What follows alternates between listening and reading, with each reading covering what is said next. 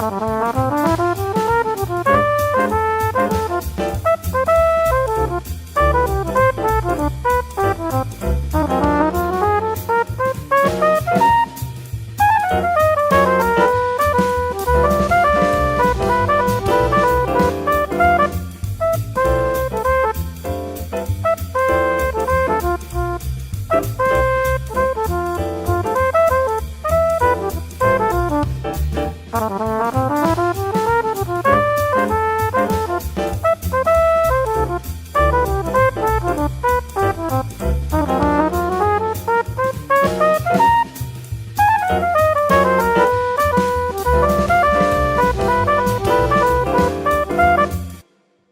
everybody, welcome to another episode of Sunday Night Live with me, Jonny Lipsham, here at jonnylipshamstudios.co.uk, here in the southeast corner of Scotland, capital of literally every possible and conceivable dimension, and also impossible and inconceivable dimensions as well.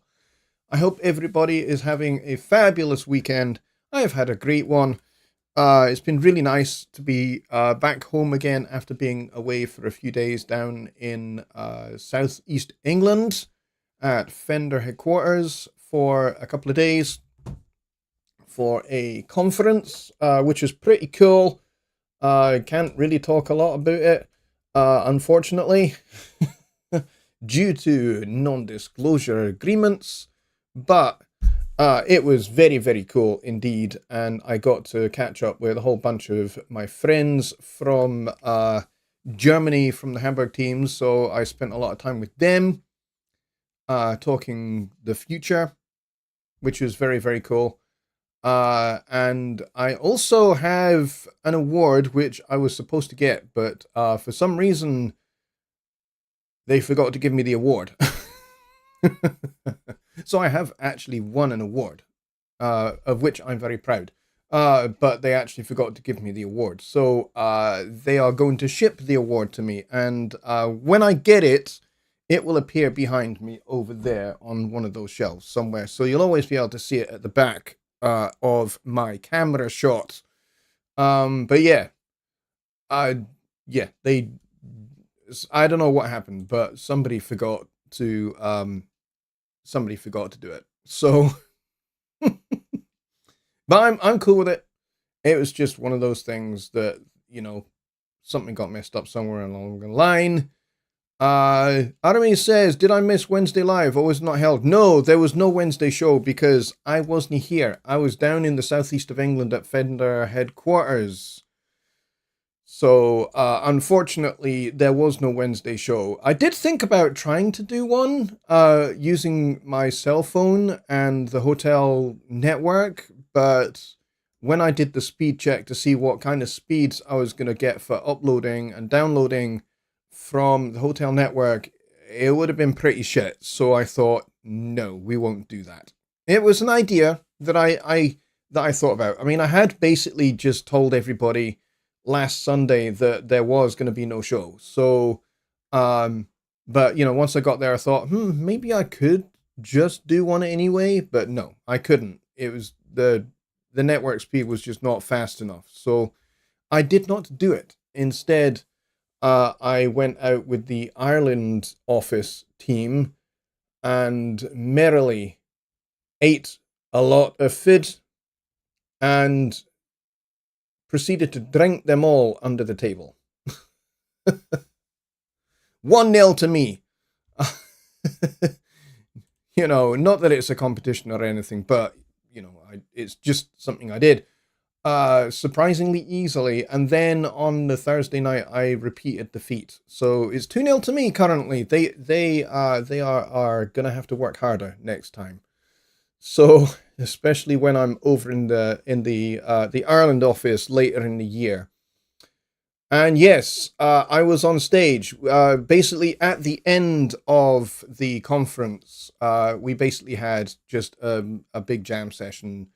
Different parts of the Fender world in Europe and the UK basically put little bands together and did like a 5 or 6 song set each. And I did 2 sets. I did a set with the Ireland office and also with the Hamburg team as well. So I just played on one of their tracks for the Hamburg team, but it was great. It was really, really great fun, and lots of fid and drink and stuff like that. And lots of discussions and stuff happened as well during the day. So it was really great. It was great fun. But I am very glad to be back home.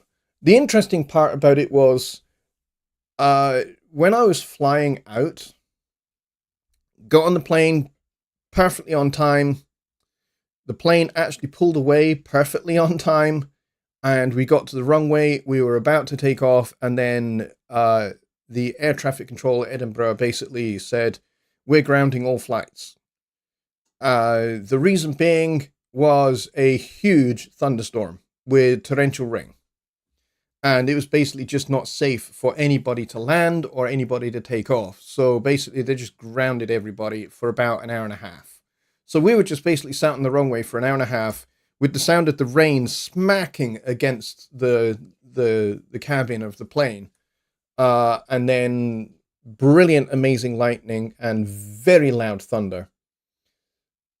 It was quite amazing. And then eventually we did take off. We got airborne. We got out of here. And when we landed, it was glorious sunshine and about 15 degrees Celsius warmer. So it was like I had gone to Spain or Italy or someplace like that, because the temperature difference and the weather difference was so stark. It was ridiculous. And then going back, the same kind of thing happened, except in reverse. So I took off in glorious, beautiful weather and landed in the rain about 10 degrees colder again. So it was quite stark, the difference in weather between Scotland and the southeast of England on just that particular couple of days. But it was great fun. I had a lot of fun and didn't really sleep a whole lot because I was up very late with the Ireland team on Wednesday and Thursday nights. So, but it was great. Anyway, we're not here to talk about that, to talk about my jaunt down to England, but it's just one of those things. So we got Billy Morgan, who has restored himself as number 1 in the door. Tony Stringer followed a wee while later. And we got Roger Beckett here as well, who is listening to Gregor's DJ set on Insomniac Radio. Yeah, he's doing a DJ set on the radio, which is very, very cool. Which I spoke to him about that actually when I saw him in Southeast England, and he was very excited about doing the set. So I haven't listened to it. I hope it's gone really well for him. And we got Christina over in Denmark here as well. We got Ron the Keyman. We got the W5 family here. We got Carl Trajusiak. We've got Keith from Radio Tuck Frumpet. And who else do we have here? We got Bobby Booth. We got RME. We got Steve Wilson. And so far, that's it. We've only got 14 people here. So we've got a small crowd. Christina says, don't mess with a Scot. Yes, you're quite correct. Don't mess with a Scot, for sure. Now, at the beginning of the show, there's something very serious I want to talk about and want to just highlight just for a wee moment. And that is the very, very serious, tragic situation that is unfolding in Texas with the flash flooding incident, which is still ongoing. And appears to have completely wiped out a kids' summer camp that was taking place. As far as I am aware, only 2 survivors from that camp have been recovered so far. But they have recovered an awful lot of bodies, and the death toll is well over 60 now. So I want to bring that to everyone's attention if you're not aware of it. Most folks in the United States will be very well aware of what is unfolding in Texas at the moment. I have friends who are there, who are on the ground, who are assisting with recovery and who are rescuing people and who are also there delivering supplies and serving food, hot meals, and providing clothing and warmth to victims, survivors, and also to those who are involved in the search and rescue and recovery effort as well. So tonight's show is dedicated to the memory of the over 68 dead, and also it is dedicated to all of those that are involved in the rescue effort right now, because they are working 24 hours round the clock to try and to basically recover survivors and the missing, as well as recover the bodies of the dead as well.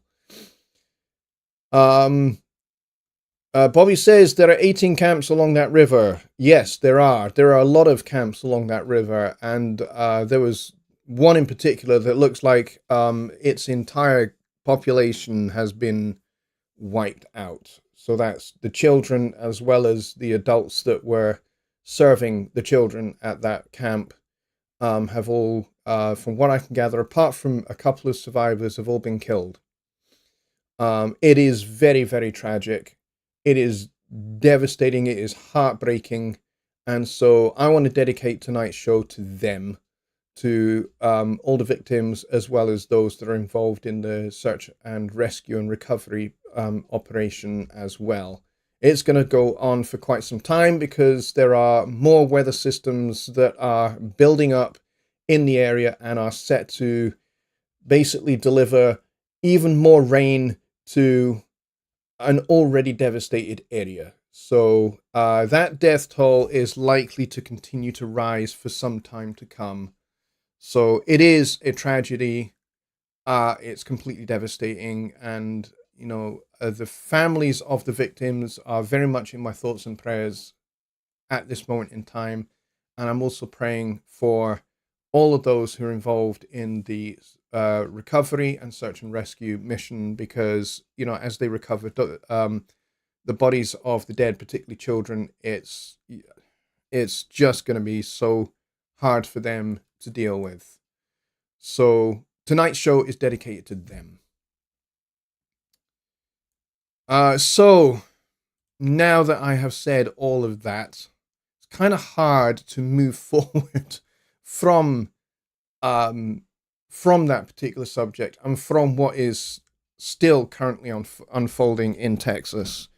But tonight's show is all about Studio One and recording, mixing, and mastering. So I would love to take your questions. We are 15 minutes into the show, and I would love to take your questions if you've got any. If you've got any thoughts about the future, what you would like to see in future versions of Studio One, or you've got ideas, or you're facing an issue, please drop those in the chat and ask away. If you want to see a particular feature in Studio One 7 demonstrated, that maybe you are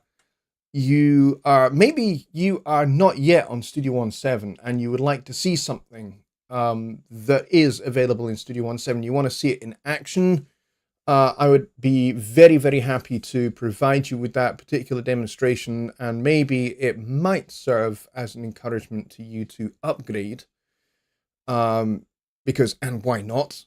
I highly recommend, if you are on an older version of Studio One, maybe you're on version 2 still, or 3 or 4 or 5 or 6, I would highly recommend and highly encourage you to upgrade, providing your computer meets the minimum recommended specifications. So you got to bear that in mind. If you are on a Mac, you need to be on macOS Monterey at the oldest, basically. macOS Monterey at the oldest.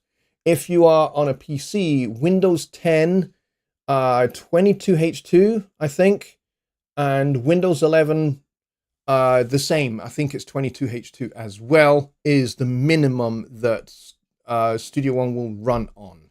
So please make sure you check your computer specs before you upgrade, because I have already, just before I left to go to Fender HQ, one of the things I had to deal with maybe 2 or 3 people was they had purchased an upgrade to Studio One, which their computer was never going to run. They had downloaded it, they had attempted to install it, and of course it was never going to install because their computer is too old, their operating system is too old. And so so I've had to help them and get them over to the sales team to get refunds and things like that. So to avoid disappointment, make sure that your computer system is well able to run. Studio One. Kyle says, per my email, hard to reproduce, basically hard to redo everything I did to that point. Will make notes on my next song mix. Yes, Kyle, I did read your email. Now, here's the thing. I'm not sure I personally am going to be able to reproduce your problem. The reason being is because you have a very specific busing system that you use that I don't use. And to be honest, I mean, kudos to you that you've developed this particular system that really, really works for you. I will confess, I don't fully understand your busing system at all.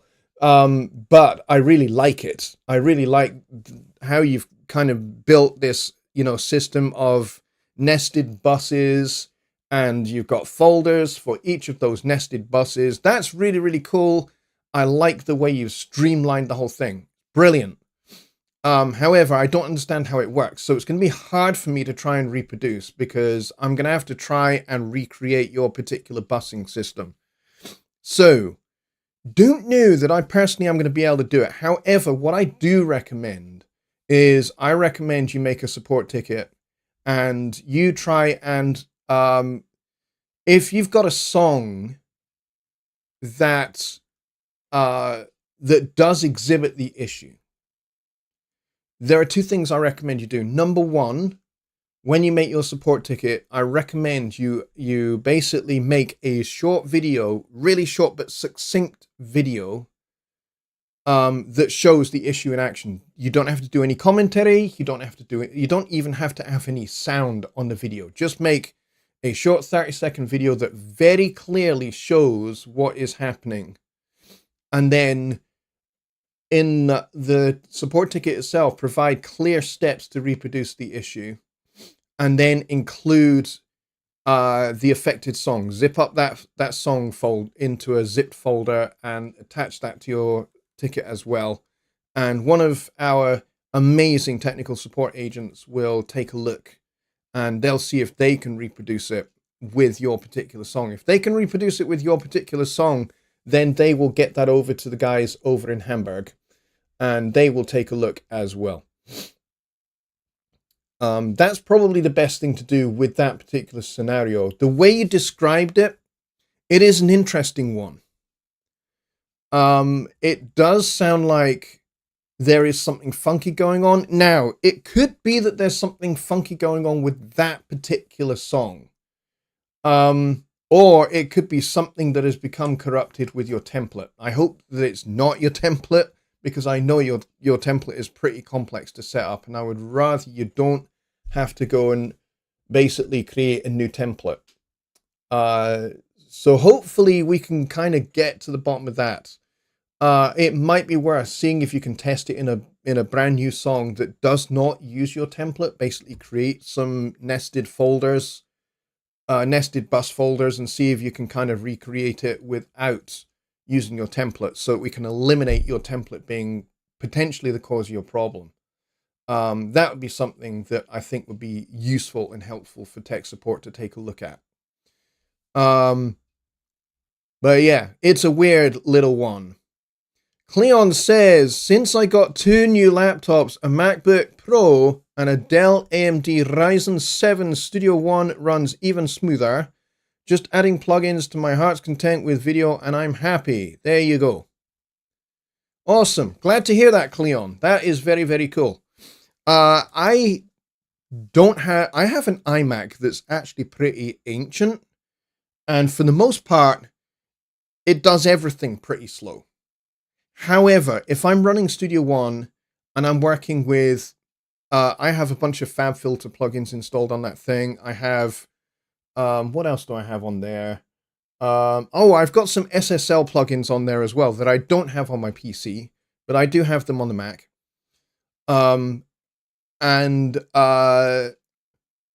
Even with a song where I just throw up a whole bunch, it sounds like I'm vomiting. Even in a song where I just chuck on a bunch of FabFilter plugins or these SSL channel strip plugins on every channel. Yes, Safari basically grinds to a halt, but Studio One doesn't. Studio One just works like a charm, but everything else grinds to a halt. I rather suspect that what the Mac is doing is basically just dedicating all the memory to Studio One, which is very cool. But that thing is like a 2018, 2019 iMac, and it's only got 4 gigs of RAM. I know, it's got 8 gigs of RAM. I know it should probably have more than that, but it doesn't. I'm hoping that I will get a new one. I'm hoping that they will send me one of the new M4 Mac Minis. That would be very cool. And then I can get rid of that heap of junk altogether. But as for my Windows PC, this was a Windows 10 PC that I upgraded to Windows 11, and everything works really well, actually. Don't have any issues with it at all. I can take it through its paces. The only plugins that don't seem to work are some of my much older Waves plugins. I have a couple of Waves plugins that, be honest, I only have them because they're like a reverb plugin that I really like. So I just have them because it's like a reverb plugin that I really like. But generally speaking, I am not a fan of Waves at all. And it's like, I think it's like a Waves V11 or V12 plugin. That's the only one that doesn't work. All my other third-party plugins work like a charm. Everything's fine. But this this Waves 11 plugin, basically it has no GUI. It's just a blank box. And I know that that's because the plugin's out of date. So I have uninstalled it because I know it's out of date, and I have no intention of replacing it. So, yeah, that's basically the end of my association with Waves, really, to be honest. Let's see, what else do we have?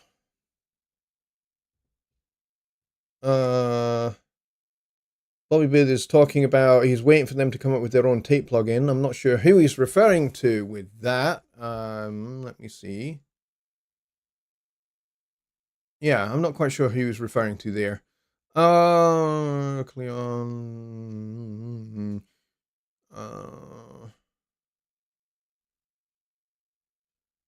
Cleon says, I'm at the point now that all I really want is the ability to have the bottom panel with transport and time be at the top. Purely preferential, not a problem. Yeah, and you are not the only person I have heard who basically would like to have either the ability to just move the transport bar up to the top. A lot of DAWs have it at the top. Pro Tools has it at the top. Logic has it at the top. Reaper, not sure. I think maybe it floats in Reaper. Cubase, it's a floating transport bar. You can move it anywhere you like. You can even put it on a second screen if you really want. Or you can have it basically docked at the bottom or docked at the top in Cubase. Studio One, it's always been fixed at the bottom. I recommend you make a feature request for that. In fact, there may actually already be one. And if there is, go and give it a vote up. Because, you know what? It's not really a thing that bothers me too terribly much, but I'm all for flexibility, right? So it might be a nice little option to have. Maybe it's docked and you can undock it like you can with the editors and with the browser as well. So maybe since you can undock and move those things around, maybe it's quite nice to be able to undock the transport bar and move that about as well. Maybe nice to have that as an option for sure. Let's see. Roger Beckett is asking Kyle whether, not sure what the issue is, but are you using mix effects on your nested mix buses? It's related to nested folders, says Kyle /buses and the channel filtering icons. Yeah, it does seem to be an issue with channel filtering. In your particular case, yeah, I don't know what's going on there at all. I'll be honest. I don't think it's necessarily to do with mixed bus effects or anything like that. Billy Morgan says that he created stop, play, fast forward, rewind, etc. macros, and he's got like a macro toolbar for transport. Jonny Gibe has one as well, actually, where he has a transport bar macro toolbar, which I think is quite cool. So that basically the macros for all of the buttons that are in the transport bar are at the top. However, the only thing you don't have there is the counters for either seconds or bars and beats. Bobby Booth says, I just got me a Dell Optiplex 7040 SFF with 16 gigs of memory, 240 SSD drive with Windows 11. Okay. There's a couple of things there. I'm not going to knock Dell because Dell computers, let's just say one generation they can be really good, another generation they can be really, really rather crap, and other generations they can be better than the generation that was good. They're a little bit kind of hit or miss, Dell computers, and particularly the Optiplex. Why? Because the Optiplex Dell computers were designed to be like office server computers. That's what they were designed for, or they were designed for doing computer-aided design, that kind of thing. So they can be a little bit hit or miss for audio purposes. 16 gigs of RAM will be plenty for what you do, I think. A 240 gig SSD might be a little on the small side. Especially if you're using that as your C drive, your system drive, where, kind of things like your operating system are going to go, your applications are going to go, and maybe documents as well. So like things like, Word documents, pictures, videos, those kind of things, they tend to all go on the C drive. So you might want to basically get yourself an external drive that has a lot more space on it. So if you're writing songs to this 240 gigs SSD, you're going to run out of space pretty quick because, once you start recording a lot of audio data and you start having virtual instruments and other plugins and things involved, those songs are just going to grow. They're going to grow arms and legs, and it will eat up your drive very, very quickly. So I recommend you get yourself a 1 or a 2 or even more terabyte external SSD drive, and then you set Studio One to write all of your songs to that drive. And you can even put your sound sets there as well. Because, SSDs have very fast read and write speeds, but when they start to get full, they start to lose some of their reliability. So just like mechanical drives do, because, the computer has to work harder to find information as well as find a space to write new information. You have 6 external hard drives. Okay, that's good. So your system drive is just a little on the small side. 240. I mean, I have a 500, and that is filling up fast already. But some of that is to do with the fact that I make videos, so the videos get written to my C drive initially, and then once I've edited them, then I shift everything over to my one of my external drives, which is a 4 terabyte drive, and that's dedicated just to videos. So, let's see, what else do we have? Billy Morgan says, Johnny Gives free stuff. Macro toolbars are cool, and you can get them at hst-homestudiotrainer.com for sure. He has a load of free stuff. He has drum kits. He has all sorts of stuff on there, including lots of macro toolbars and lots of very, very useful things that he's just built over the years that he's just like, this is helpful. I'm just going to give this away because I think it's helpful for everybody. Bobby Booth says, I was planning on upgrading memory and SSD drive. Good. Excellent. Kyle says to Billy Morgan, advertise your meetup. Yes, advertise your meetup, please, because your meetup is happening immediately after this, which is 28 minutes time, because we are now just past the halfway point of the show. We got 18 people here, which was down from, let's see, where were we? We did have like 21 a minute ago, and we're down to 18. So I would like a little bit of a like rally. So if you're watching and you haven't hit that like button, please do. I would appreciate that a lot. If you like what I do, you like what I talk about, then please do hit that like button. It would help me a lot. Because it promotes my videos, it promotes my channel to YouTube, and occasionally one of my videos makes it onto the YouTube homepage, which means a lot more people are going to see it and a lot more people are going to discover my channel for the first time. And that'll be awesome. That'll be good for me. That'll be good for you. So please do that. And I said do. So there's a bonus there for everybody. Roger Beckett says, Mike Enjo at Studio One Revealed has a really good video on mix effects on buses. You may want to chat with him about your issue. He might be able to help you. Yeah, Roger, just to kind of get into Kyle's issue just a little bit, because he hasn't really gone into a ton of detail here because he sent me quite a lengthy email about the issue. It doesn't really have anything to do with mixed bus effects, as far as I'm aware. It has a lot to do with his actual busing system, and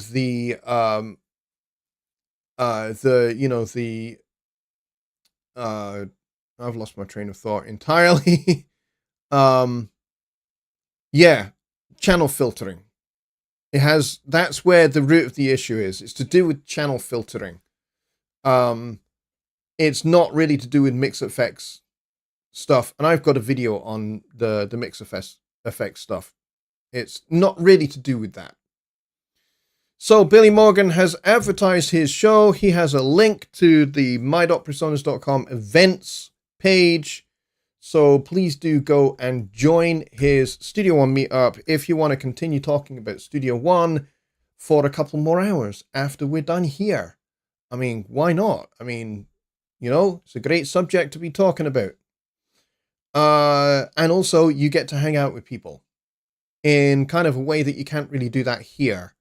I mean, yes, you can engage in chat here by typing away, but it's a bit impersonal. Whereas if you go to a Studio One meetup, you actually get to see people's faces. I mean, you're seeing mine, and I feel very sorry for you for that you get to see my face for an entire hour, you poor things.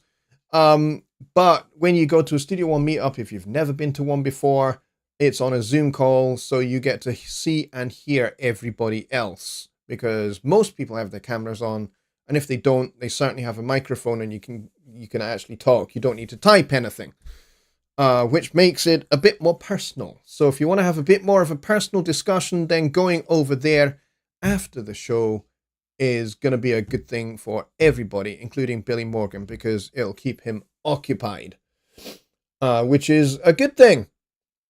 Rich Cresswell is in the house. Hey Rich, how you doing, mate? Good to see you. Hope you're doing well. We've also got JW from Argentina here as well. And just so that you know, JW has just released an EP, which is very exciting. One of my moderators, if you've got the link to JW's EP, please drop that in the chat so that we can get people going and checking it out. It's fantastic.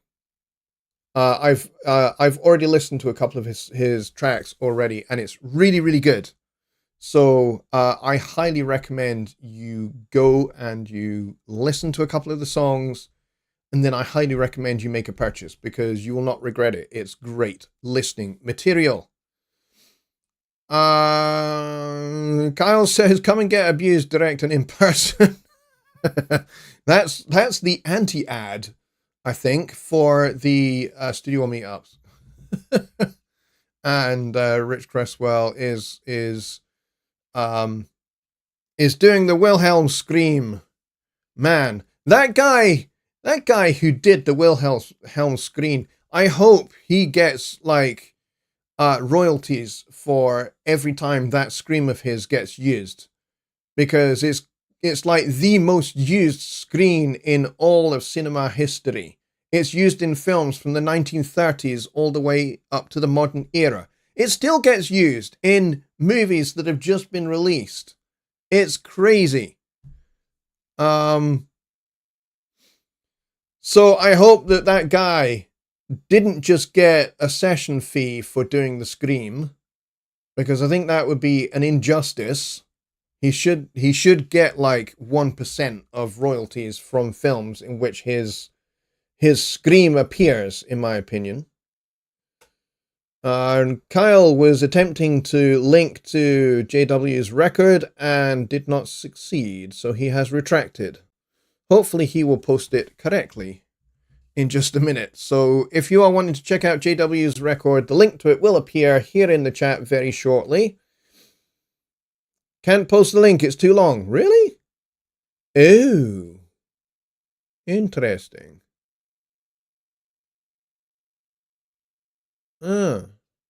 I wonder why that might be. I wonder if you can make like, you know, you can make those mini links. I don't know what they're called. Somebody will know what I'm talking about. Like a shortened link. If you're able to make one of those short links out of the link. There you go. Billy Morgan has posted it. jwmusic14.bandcamp.com/album/the rest of it. Go and check it out there. I highly recommend it to all 23 of you who are watching just now. Tiny URL. That's what I was trying to say. Tiny URL.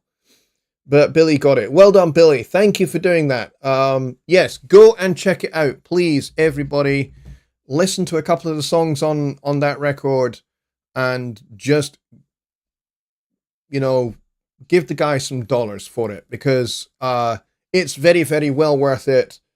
JW is one of the extremely talented members of this community, and he's been working on this record for a good long time, and I think personally his efforts definitely deserve some reward. So please go and do that. Paul Morgan is in the house, and Rich Cresswell is explaining that shortlink.com enables you to shorten links, which is awesome. So we got tiny URL and we got short links as well. And of course, Keith, thank you for the reminder. Whilst you're there, whilst you're on Bandcamp, go and check out Keith's record as well. Somebody drop a link on that as well. We may as well promote Keith's album, which is basically a concept album, which is very, very cool. Concept albums are a bit of a lost thing, a little bit of a dying art, where you have like a story that runs through all of the songs on the record in sequence. That's a bit of a dying art. There are not that many records made in the modern era that way anymore. Records these days tend to be just like a collection of somebody's best songs that they've written in the last, 3 or 4 years.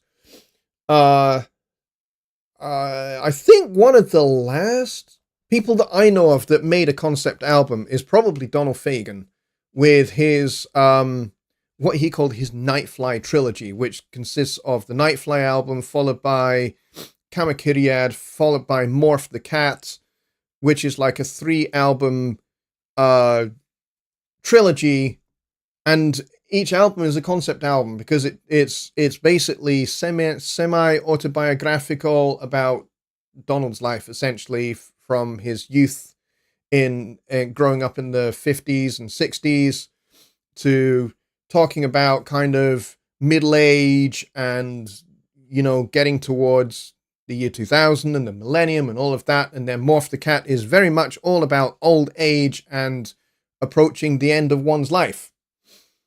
And all done with Donald Fagen's unique, dry, sarcastic sense of humor. Paul Spencer is here from Leicester, England. Hello, Paul. Welcome. Glad you could join us. I think you are new to my channel, so welcome and thank you very much for subscribing. I appreciate it a lot. I hope you find the not only Sunday Night Live, but also Songwriting Simplified on Wednesdays. I hope you find both of those live shows tremendously helpful.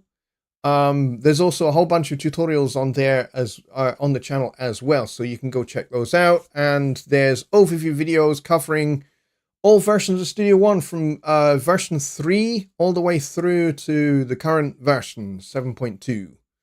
So if you want to go and check out all of those where I cover pretty much new features from each of the versions, and even if you are on Studio One 7 and you just want to kind of take a look back at what Studio One used to look like 10 years ago, then go and check out my 3.5 series and you can see what Studio One looked like then, and you can also see how bad I was at making videos 10 years ago.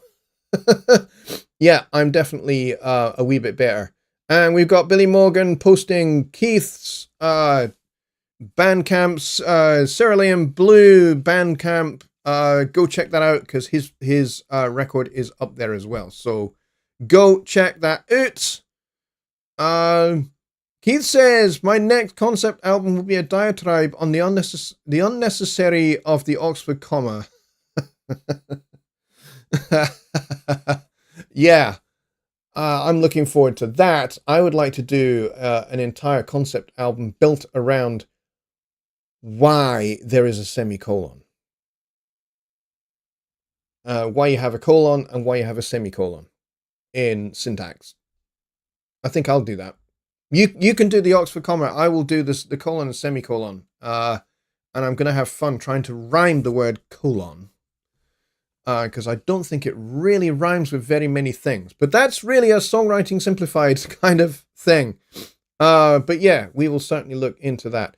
All right, so I'm very glad to promote records that come out of this community. And we can certainly talk more about the songwriting aspects of that maybe on Wednesday.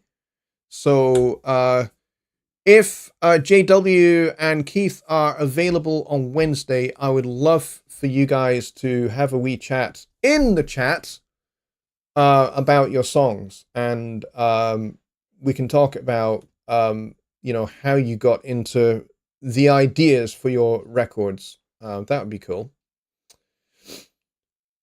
Let's see, what else do we have here? Bobby Booth says, your videos were not bad since you were starting out then. Yeah, I started making videos on this channel back in 2014. The first thing I did, if you really want to go back in history and look at some of my older videos, then go check out my very first video for this channel, which is basically a tour of my very, very, very tiny studio back then. It's well worth taking a look at. And I was using Studio One version 2 back then in 2014. Back in the day when Studio One was pretty much gray with blue. It was like mostly gray with little bits of blue, which at the time was the kind of branding colors for Presonus back then. Which is why a lot of the mixers have like a gray covering with blue on them, or you had the old silver fader port that was silver with little bits of blue for the logo and everything like that. My English is not brilliant. JW, your English is better than you give yourself credit for, so shut up. It's fine. You'll do just fine. You'll do just fine. And, you know, where your English is lacking, we'll help out. It's all good. Paul Spencer says, I use Studio One as a virtual live broadcast console. Particularly useful are console scenes allowing fader bank functionality from a real console when paired with a few MCU devices. Yeah, Studio One is really, really flexible, especially for doing things like, you know, broadcast. So if you, I'm assuming, Paul, that maybe you are using Studio One for live streaming. When you talk about broadcasting, I'm assuming that you're using Studio One for live streaming a performance or maybe a church service or something like that. If you're using Studio One for broadcasting church services over YouTube or, you know, some other platform, that's awesome. I know a number of churches that are doing that. I also know a number of synagogues that are doing exactly the same thing as well. So particularly when COVID lockdowns started taking place back in 2020 and 2021, a lot of churches needed software for mixing their live streams. And so we had a lot of churches, a lot of synagogues, and a lot of schools and courts of law reaching out to us and saying, we need what you have. We need your interfaces. We need Studio One. So we started selling interfaces like hotcakes, and we started selling Studio One like there's no tomorrow. So that, you know, places like courts of law could continue to function using Zoom and using Studio One basically to record the transcripts, to basically record all of the activities that took place in court so that they could then be transcribed, which is a vital function of law courts. And then, of course, churches and synagogues wanting to be able to keep going for their congregations who were all at home. So they were doing those via YouTube in particular. So, and of course, doing conference calls for Zoom and stuff like that. So we had lots of businesses and churches and synagogues and schools and law, you know, courts, systems all around the world basically wanting our stuff because of that. And you know what? Even though COVID is less of a thing now, we're kind of learning how to live with it, and the virus is not, it still kills a lot of people, by the way. It's still a deadly virus. Don't think just because not so many people get really affected by it anymore, it still kills people. But that said, it's a lot less of a thing now. So we're not in lockdowns or anything like that anymore. But you know what? Churches and synagogues are still live streaming. Law courts are still using Studio One to record their record their court sessions. So I mean, all of that is just like amazing to me, and I love it. Paul says, hang on, I'm lost it. There he goes. He says yes, live streaming, and he says I've helped many churches set up live streaming using Studio One. Yeah, the church that I'm a member of and that I'm on the pastoral care team for. We use Studio One and a Studio Live mixer and a bunch of Presonus gear for doing our streaming as well to our YouTube channel. Cleon says, friends of mine are using it for broadcasting. I got the church to purchase a 32-channel Series 3 mixer. Yep, the Series 3 mixer is fantastic for doing that kind of thing. Cleon says, I really want to mix the live stream with Studio One using a de-esser, etc. Yeah, so that's a little bit trickier to do. You basically have to take the audio of the live stream back through Studio One and then back out to your live stream, which of course is going to create a little bit of latency. So it's not quite so easy to do that. So essentially, I think what the best thing might be to do is to mix through Studio One. So you're using all of those plugins inside a Studio One session, and then the output goes to OBS. Pretty much like what I'm doing just now. What I'm doing just now is I have Studio One on basically the main outputs of Studio One go directly through my loopback on my Quantum HD 8 And then that's basically just a stereo mix that goes into OBS. But you hear all of the effects of all of the plugins that are running. So you'll hear all the things like reverbs, delays, DS, EQ, compression. You'll hear all of those things. That's how I make my videos as well, by the way. But what you end up YouTube with is a solid stereo mix. As far as setting it up with OBS, it's actually very straightforward. If you've got an interface that does loopback, or you have a way to send on the Studio Live Mixer, if you're able to send the outputs or a copy of the outputs, the main outputs. So maybe you have the main outputs going to the front of house speakers, but you have like a copy that you can basically like send a copy of the audio that goes out from those main outs to a separate output mix. That is what goes into OBS. You can do that. And you can have that set as a post fader output as well, which means all of your plugins and everything else will go through that mix. And it's basically just a copy of your main mix. That's all it is. It's just a copy of your main mix that goes out to OBS and then out to YouTube as a result. So it's not incredibly difficult to set up. Billy says use aux output. Yes, use the aux or one of the aux outputs, because that will be basically a direct post fader copy of your main out. That would be the easiest way to set that up.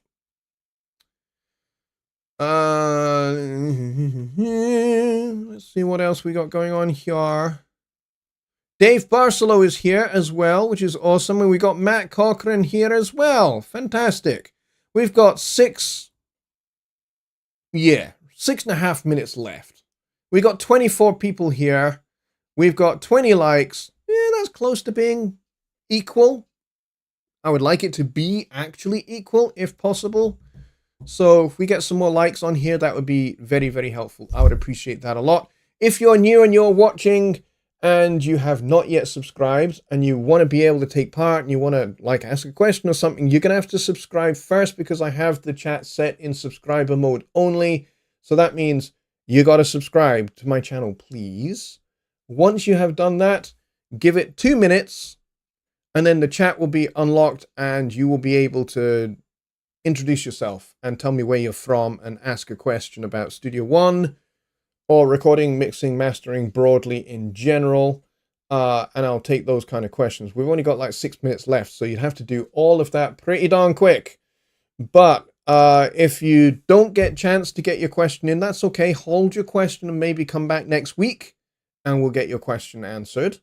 But by subscribing, you help me out as well. I am on a march actually towards 6,000 subscribers, which to me is a lot. To, you know, other content creators, 6,000 is not a lot at all. It's, you know, tiny. I have friends who have YouTube channels that have like over 1 million subscribers. Yeah, I'm a very, very long way away from that right now, but I'm very glad to be at almost at 6,000, because that's not that far away from 10,000. And then, you know, from there, one thing I have experienced is once you get past that first 1,000 subscribers, it gets easier to get more subscribers. It does kind of grow exponentially, especially if you keep making content. So if you keep making videos, keep doing live streams, you get more people coming in and more people subscribe.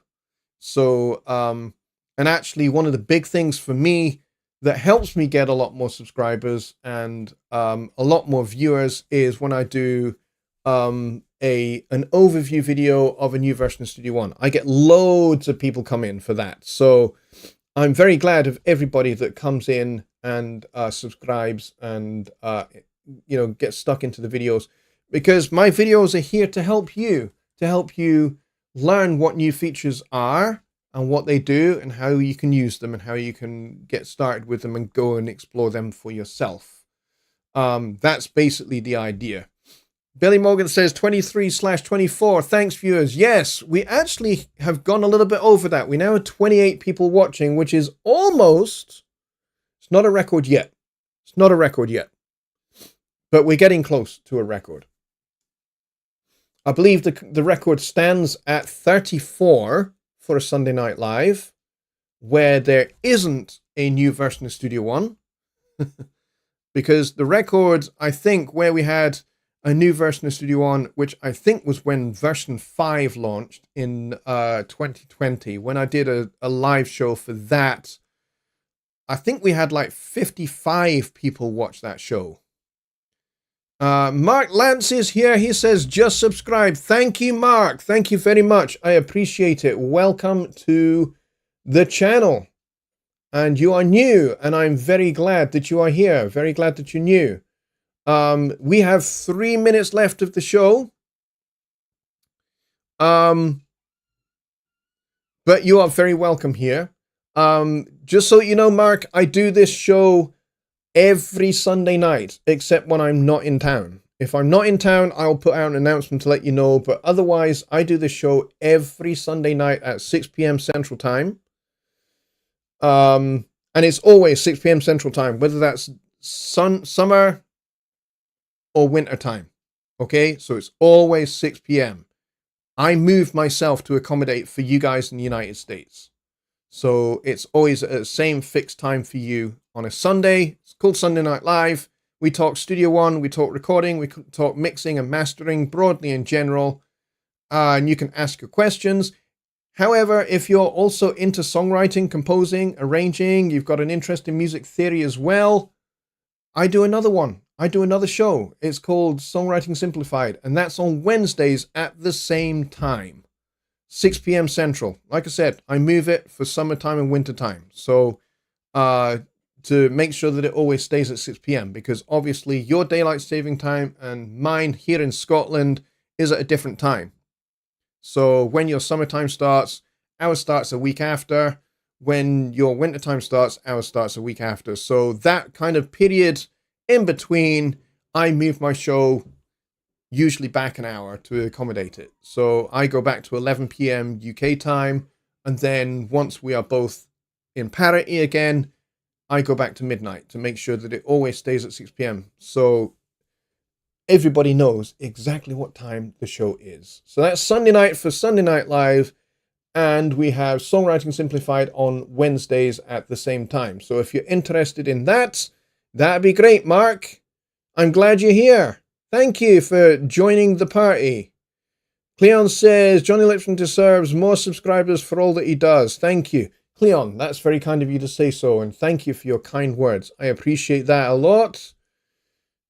I appreciate all the new subscribers. Thank you so very, very much for becoming new subscribers tonight. That has made my day. It really has made my night, in actual fact. It is coming up on 1 a.m. here in Scotland, the capital of the universe.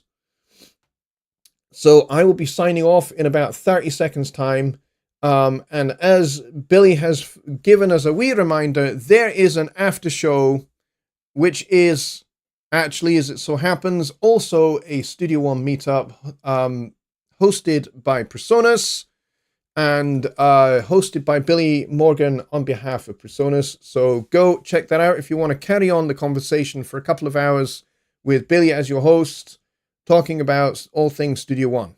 So if you've got problems, you've got issues in Studio One, or you want to talk about feature requests and things to do with the future of Studio One, then you can let your imagination run riot and come up with some great ideas.